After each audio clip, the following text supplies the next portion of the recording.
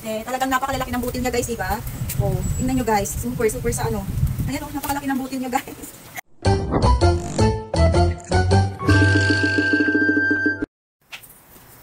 Good morning guys. Ayan, ang kukunin naman natin today guys ay yung ating mga budo o yung grapes. Yes guys, kasi malalaki na sila and then mga kulay black na sila. So guys, kukunin na natin yung ating grapes na napakalalaki. Ayan. So ayan na nga guys, yung ating isang budo na kukunin. So ayan, taran! Wow, ganda niya guys. Oh. Ayan, and then yung next, yan naman guys. Hindi ganun kadami yung binunga ng grapes natin guys, pero okay naman siya guys. Oh, tingnan nyo nga. Oh, wow. Oh, tapos, ayan. So, ayan yung nakuha natin dito sa side na to. Yung dalawa na yan. Ayan. Hindi siya ganun kalaki guys talaga nagbunga this year. Pero, okay naman siya.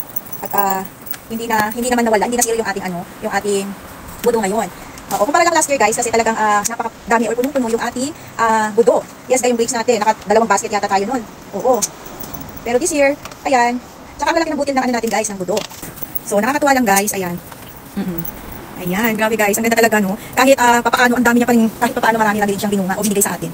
So, ayan guys. Oo. Diba? Ayan. So, ayan yung isa. Wow. O, diba malaki niya? Ayan. So, ayan guys. Ayan, nakakatuwa, diba? Ito yung grapes natin this year. Ayan. 2024, September 4. So, ayan siya guys. O. Talagang napakalalaki ng butil niya guys, diba? O, tingnan nyo guys. Super sa ano. Ayan o, napakalaki ng butil niya guys.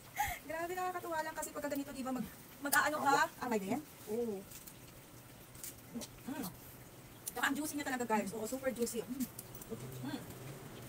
Tsaka nakakatuwa kasi, guys, tingnan mo. Super lalaki ng buting ng natin, ng grapes. Marami na mga kaibigan ng anak ko, kaibigan ko, nabigyan ko nito. Super tamis daw talaga yung grapes namin. So, ayan, guys, nakakatuwa, no?